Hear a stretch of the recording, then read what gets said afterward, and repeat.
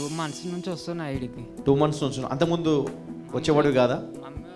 అమ్మ కాదు, నువ్వు రాను. మీ అమ్మని పంపించినావు కదా నువ్వే, ఆ చర్చికి పోవని నువ్వే పంపించినావు, కానీ నువ్వు రాకపోతుండే. మరి ఇప్పుడు ఈ 2 months నుంచి ఎందుకు వస్తున్నావు? అది హెల్త్ మంచిగా లేక వస్తున్నావు. ఓకే, అయితే ఇప్పుడు ఏమైంది? ఈడ గిడ్డలాగా వచ్చిందన్న, సంకలు కొంచెం చిన్నగా వచ్చింది, అది పెద్దగా అయింది. అది ఏమైందంటే మా అన్నకి ఒకసారి క్యాన్సర్ వచ్చింది ఆ గడ్డ.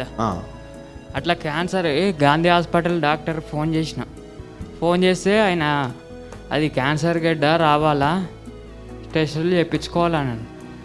అది పోతే అదేమైంది, లాస్ట్ వీక్ కాకుండా దానికంటే ముందు వీక్ ప్రేయర్ చేసిర్రు. అప్పుడు వచ్చి నువ్వు వచ్చినట్టు మాట్లాడారు, వచ్చి ప్రేయర్ చేసి నట్టు నాకు మొత్తం చెమటలు మొత్తం ఆగమైపోయినట్టు ఎట్నో అండ, మొత్తం చెమటలు మొత్తం బాడీ కలిగినట్టు. నువ్వు ఇక్కడ నిలబడ్డావు అప్పుడు ప్రేయర్ రైట్ అప్పుడు 2 weeks బ్యాక్, 2 వారాల క్రితం మీరు నాతో మాట్లాడుతున్నారు, నీకేం కాదు, నీకు నార్మల్ రిపోర్ట్లు వస్తాయి అని మాట్లాడుతారు. పోయిన తర్వాత అది ఏమైందంటే, అంటే అప్పుడు మాట్లాడినప్పుడే ఒళ్ళంతా చెమటలు పట్టేసి నాకు ప్రార్థన అంటే కూడా ఎక్కువ తెలియదు. ఇప్పుడు ప్రేయర్ చేస్తుంటే వాళ్ళు వీళ్ళు ఎందుకు ఏడుస్తుర్రు అని అర్థం అయ్యేది కాదు.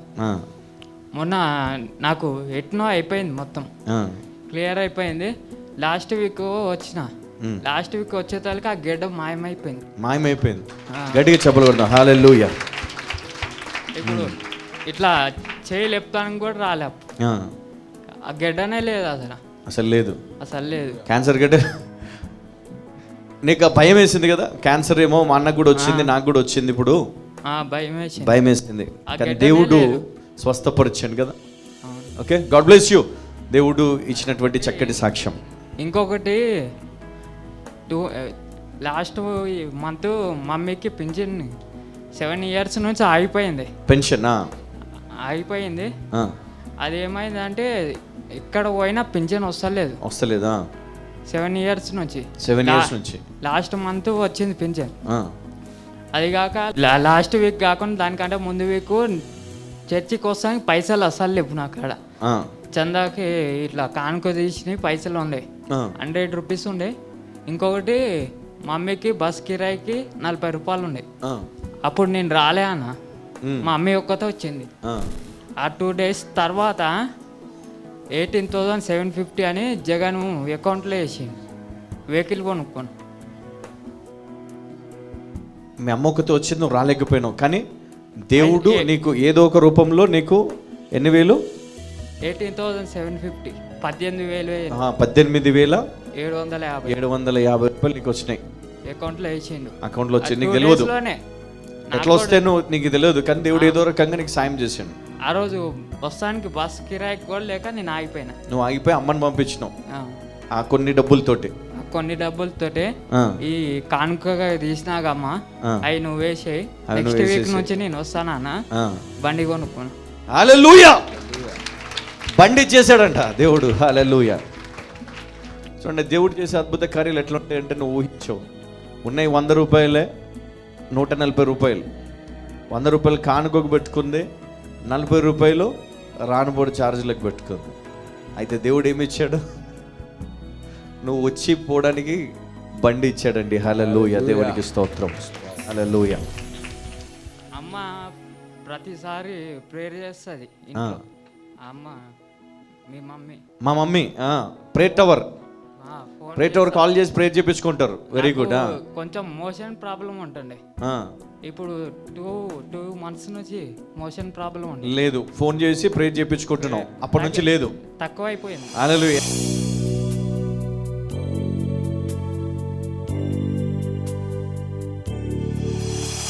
ప్రతి కుటుంబంలో ఆత్మీయ జీవితం అనేది చాలా ప్రాముఖ్యమైనది. ప్రతి క్రైస్తవుడు ఆత్మీయ జీవితము అనేది వారికి చాలా అవసరమైనది. అయితే దేవుడు మరి మనకు కావలసినటువంటి ఆత్మీయ ఆహారాన్ని మరి పరిశుద్ధ గ్రంథం ద్వారా మనకు అనుగ్రహిస్తూ ఉన్నాడు. ఈ ఆత్మీయ ఆహారము మనలను సామర్థ్యముతో నింపుతుంది. ఎప్పుడైతే ఈ ఆత్మీయ ఆహారం మనకు అనుగ్రహించబడుతుందో, ఆత్మీయ ఆహారాన్ని భుజించడము ద్వారా ఇది మన జీవితములో పనిచేయడం మొదలు పెడుతుంది. ఉదాహరణకు ఒక పొలములో విత్తనాలను మనం చల్లినప్పుడు ఆ పొలము ముందుగా దున్నపడాలి. దున్నిన తర్వాత మరి చక్కగా మరి నీళ్లు పెడతారు. ఆ తర్వాత మరి ఈ విత్తనాలు మొలకెత్తిన తర్వాత వాటిని నాట్లు వేస్తారు. అయితే ఈ నాటు వేసినటువంటి ఆ యొక్క మొక్క ఎదగడానికి ఎంతో సమయం పట్టదు. ఎందుకంటే ఆల్రెడీ ఆ విత్తనము చచ్చిపోయి అందులో నుంచి మరి ఆ యొక్క మొక్క అనేది మరి జీవము పోసుకొని బయటికి వచ్చి ఎదగడం ప్రారంభించింది. అయితే ఎదగడము ప్రారంభమైనటువంటి ఆ మొక్కకు ఏమి కావాలి అంటే నేల నుండి చక్కటి మరి సామర్థ్యము కావాలి, మంచి పోషణ కావాలి. మరి దాన్ని తీసుకొని ఆ మొక్క ఎదగడం మొదలు పెడుతుంది. ఎదిగి కొంతకాలానికి అది మరి దాని పంటనివ్వడం మొదలు పెడుతుంది. మరి నాటిన ప్రతి మొక్క ఫలించాలని లేదు. కొంతకాలానికి ఆ మొక్క మరి కొన్ని కారణాల వల్ల మరణించవచ్చు. పురుగు పడుతుంది కదా, రకరకాల పురుగులు ఉంటాయి, చీడ పురుగులు అంటారు. తర్వాత అకాల వర్షాల కారణంగా మరి కొన్ని కారణాలు ఉంటాయి. అంటే ఈ వరి పండించే వాళ్ళు కానీ, లేకపోతే ఈ పొలాలు ఉన్నవారు, పంట వేసేవారు కానీ, మరి ఊర్లలో అంటే విలేజెస్లో ఉన్నవారికి ఇది బాగా తెలుసు. అయితే ఆ పంట మన చేతికి రావాలి అంటే మనము ఆ పంటను కాపాడుకోవాలి. ఈ చీడ పురుగులు కానీ, లేకపోతే ఈ వర్షాల నుంచి కానీ అన్ని రకాలుగా మనం దాన్ని ప్రొటెక్ట్ చేయాలి. ఇంకొకటి సమయానికి నీరు అందుబాటులో ఉండేట్టు చూసుకోవాలి. అన్నీ ఉండి నీరు లేకపోతే మరి అది చనిపోతుంది. ప్రయాసం వ్యర్థము, డబ్బులు వ్యర్థము, అన్నీ కూడా వ్యర్థము. ఎంతోమంది మరి రైతులు మరి మరణించడానికి మరి పంట చేతికి రాకపోతే మరి వారు నిజంగా మరి అప్పు చేసే మరి ఆ యొక్క ప్రయత్నం అంతా కూడా వ్యర్థమైపోతుంది. మరి వారు నిజంగా వారికి ఏ దారి ఉండదు. మరి అప్పుడు వారికి ఒకటే దారి, మరణం.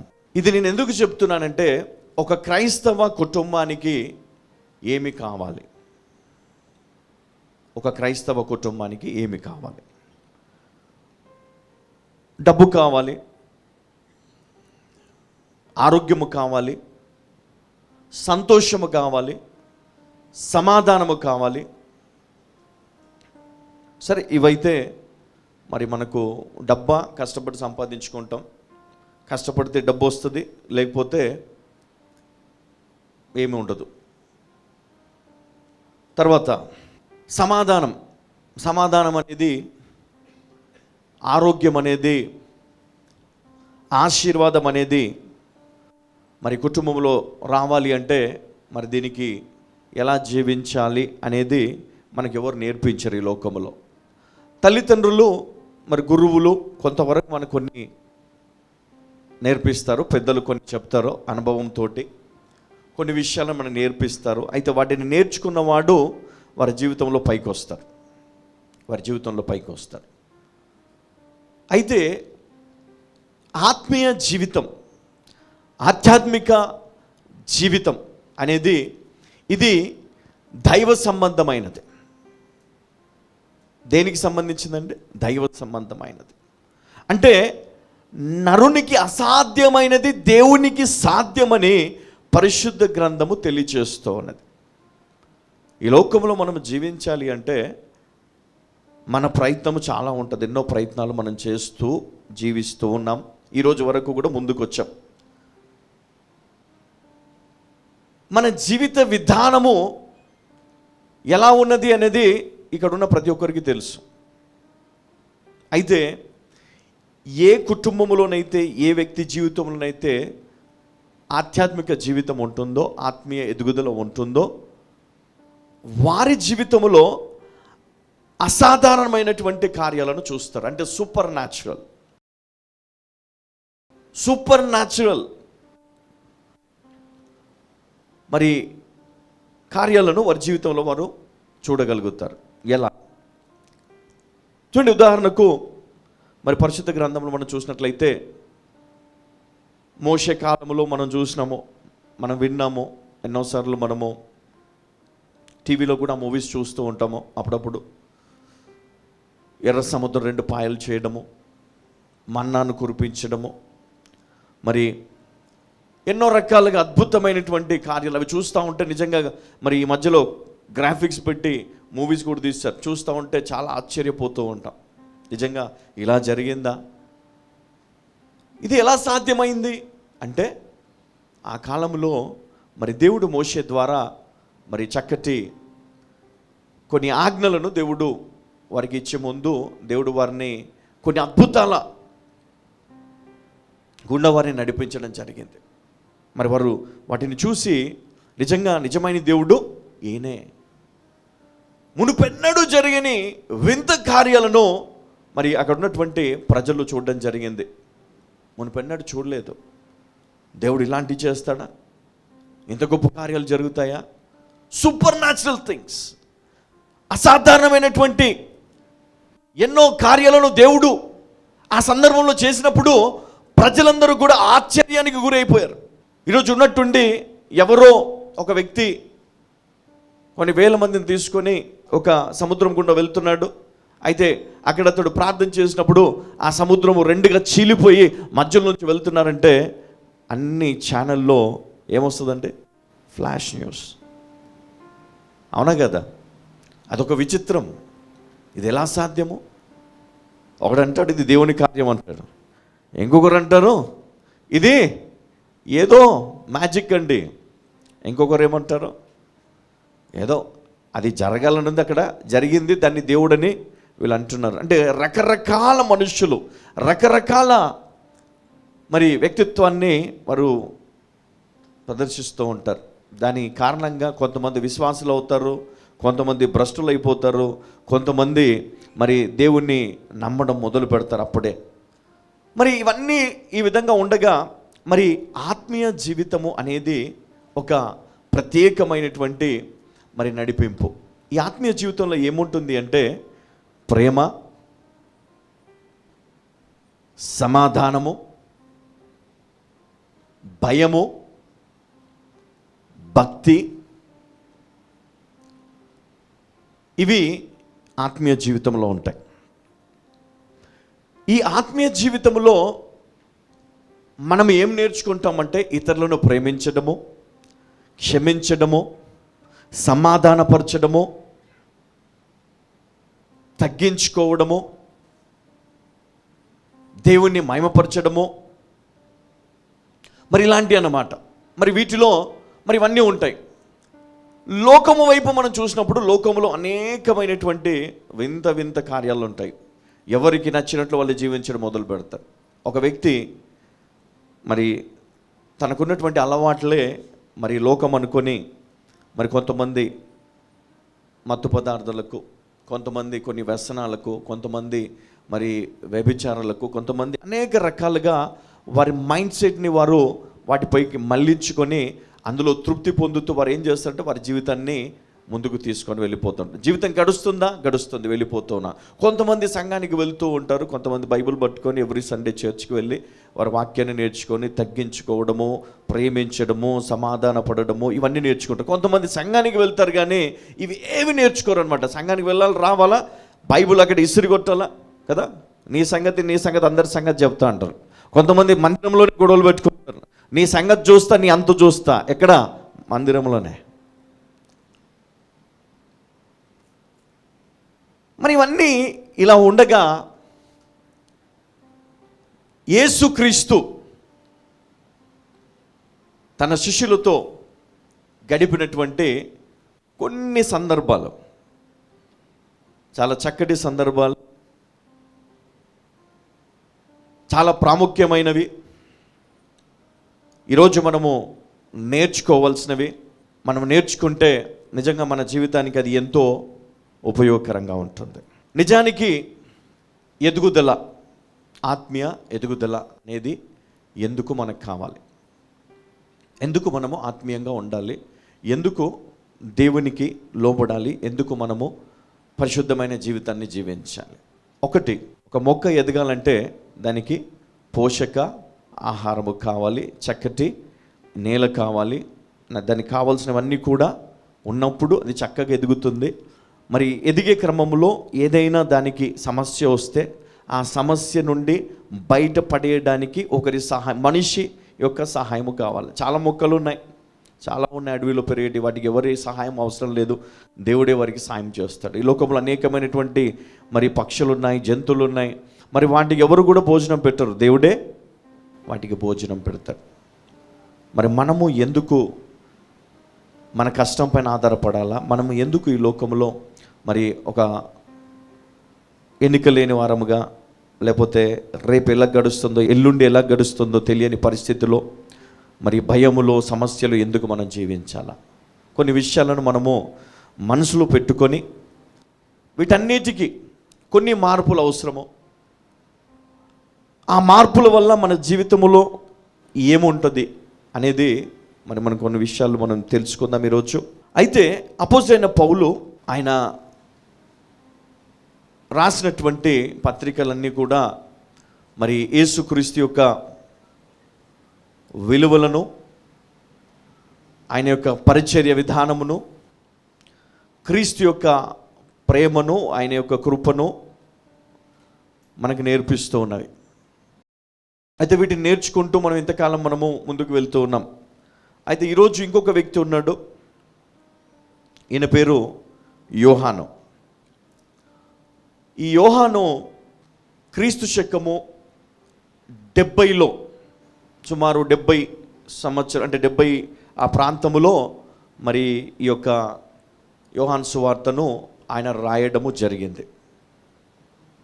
అయితే దీనికి ముందు ఒక 10 సంవత్సరాల వరకు మరి అక్కడ ఏమీ లేదు. ఎందుకంటే అది ఎలాంటి సమయం అంటే మందిరాన్ని కూల్చివేసి మరి అక్కడ అన్నీ కూడా ఇంకా ఏ మార్పు ఇంకా రాదు అనుకునే సమయంలో, మరి ఆ సమయంలో ఈ యొక్క సువార్తను ఆయన రాయడం జరిగింది. దానికి ముందు ఒక 10 సంవత్సరాల ముందు మనం చూసినట్లయితే ఇంకా 3 సువార్తలు దానికి ముందుగా రాయడం జరిగాయి.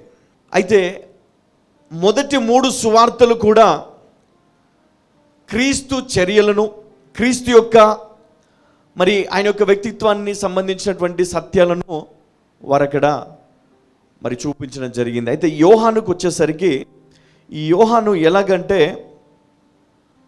ఆయన యొక్క దైవిత్వమును, ముఖ్యముగా ఆయన యొక్క దైవిత్వమును ఆయన చూపించడం జరిగింది. అయితే యోహాను అను ఈ వ్యక్తి ఆయన జీవితంలో మరి యేసుక్రీస్తు గురించి చాలా మట్టుకు మనం అనుకోవచ్చు కదా, మత్తయి సువార్త ఉంది, లూకా సువార్త ఉంది, మార్కు సువార్త ఉంది, యోహాను సువార్త ఉంది. మరి ఇంచుమించు వీటన్నిటిలో కూడా మరి అంతా కూడా సేమ్ ఉంటుంది కదా అని మనం అనుకుంటాం. కానీ ఒక్కొక్క దాంట్లో రచయిత మరి ఒక్కొక్క అంటే ప్రత్యేకమైనటువంటి విలువలను అక్కడ చూపించడం జరిగింది. మరి ఇందులో చూసినట్లయితే మరి దైవిత్వమును ముఖ్యముగా చూపుతూ ఉన్నాడు. ఇక్కడ ఆయన యొక్క దైవిత్వము, ఆయన యొక్క ప్రేమను, ఆయనలో ఉన్నటువంటి ఆ దైవ బలాన్ని మరి ఇక్కడ ఆయన తెలియచేస్తూ ఉన్నాడు. అయితే ఖచ్చితంగా యేసుక్రీస్తు చనిపోవడానికి ముందు మరి ఒక సమయం వచ్చింది. ఆ సమయంలో మరి శిష్యులందరినీ పిలిచాడు ఆయన. అందరూ ఒక దగ్గర కూర్చున్నారు, మేడ గదిలో కూర్చున్నారు. వారందరూ కూర్చున్న తర్వాత యేసుక్రీస్తు ఒక విచిత్రమైన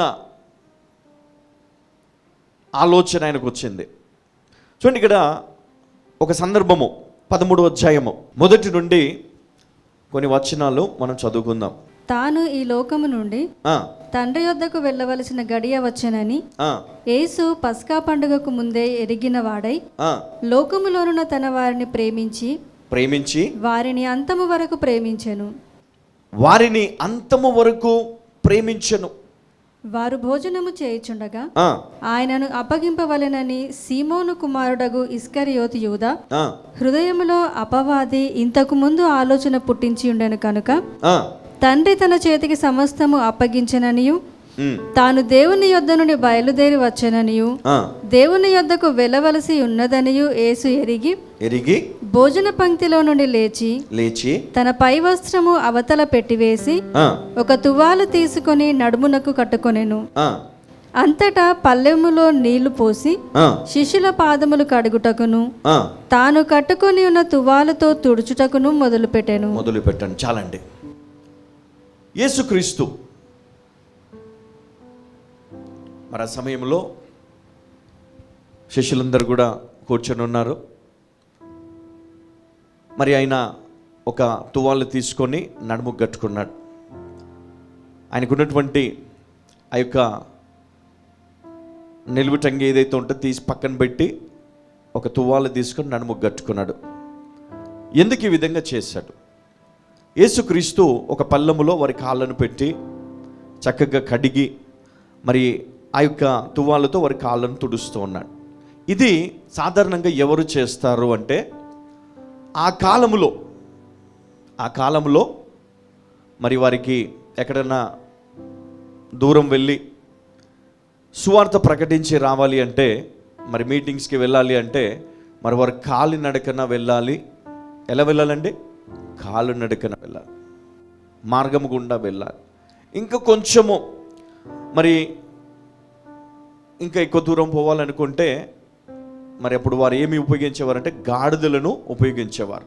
ఏంటంటే గాడిదలను ఉపయోగించేవారు దూర ప్రయాణాలకు. అయితే మరి అప్పుడు కూడా మరి వీరు దూర ప్రయాణాలు చేస్తూ ఉండేవారు. అయితే ఏదైనా మీటింగ్కి వారు వెళ్ళినప్పుడు అక్కడ సర్వెంట్ అంటే దాసులు ఉంటారు కదా, దాసదాసీలు ఉంటారు. వారు ఏం చేసేవారంటే ఎవరైనా మరి ఆ మీటింగ్కి వచ్చినప్పుడు వారి చెప్పులను అక్కడ బయట విప్పేసి వారు వచ్చినప్పుడు వీరు నీళ్లు తీసుకొని వారు ఎక్కడుంటే అక్కడికి వెళ్ళి ఆ నీళ్లను కాళ్ళపైన పోస్తారు. కాళ్ళు కడిగి వారు కూర్చున్న తర్వాత ఒక మరి తువాలు తీసుకొని వారి కాళ్ళు తుడిచేవారు. ఈ సేవకులు అంటే ఈ దాసులు చేసే పని యేసుక్రీస్తు ఇక్కడ చేయడం ప్రారంభించాడు. ఏం చేస్తున్నాడంటే యేసుక్రీస్తు వారి పాదాలు తుడుస్తూ ఉన్నాడు. చాలా మట్టుకు మనము ఈ సందర్భం వచ్చేసరికి ఎన్నో ప్రసంగాలు మనం విన్నాం. అది ఎవరికి నచ్చినట్లుగా వారు బోధిస్తూ మరి ఇప్పటి వరకు మరి మన జీవితంలో మనం ముందుకు ప్రయాణము చేస్తూ వింటూ వచ్చేసాం. కానీ నిజానికి అక్కడ ఉన్నటువంటి సందర్భం, యేసుక్రీస్తు యొక్క ఉద్దేశం చూడండి. అక్కడ ఆ సమయంలో యేసుక్రీస్తుకు తెలుసు ఆయన సిలువ వేయబడబోతున్నాడని,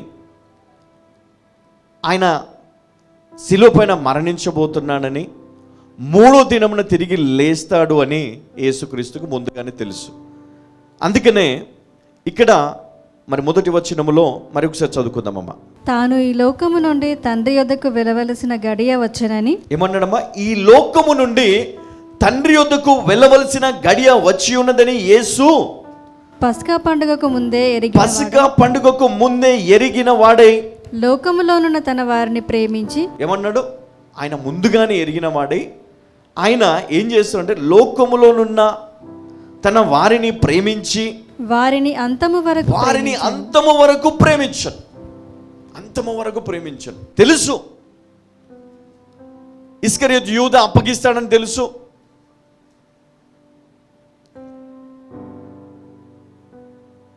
మరి మిగతా శిష్యులందరూ కూడా పారిపోతారని తెలుసు. మరి పేతురు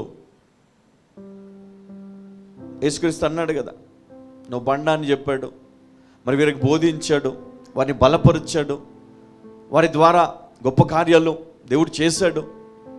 మరి అయినా కానీ వారు ఏం చేశారంటే చివరిలో విడిచిపెట్టి వెళ్ళిపోతారు, పారిపోతారని తెలుసు. మరి ఆ సమయంలో మరి అక్కడ ఉన్నటువంటి వారికి ఏమనిపిస్తుంది తెలుసా? పేతురు అన్నాడు, పేతురు కోపం వచ్చింది, ఇంకొకసారి నువ్వు అట్లా అనొద్దు, నేను చచ్చిపోతాను, నన్ను చంపేస్తారు, నెక్స్ట్ రాజువు నువ్వే కదా, నెక్స్ట్ రాజువు నువ్వే, నువ్వు చచ్చిపోతే ఎట్లా, ఇంకోసారి అనొద్దు అని పేతురు అన్నప్పుడు యేసుక్రీస్తు ఆయన కోపం వస్తుంది. కోపం వచ్చి, సాతానా ఏమంటాడు, వెనుకకు, ఇది దేవుని చిత్తము.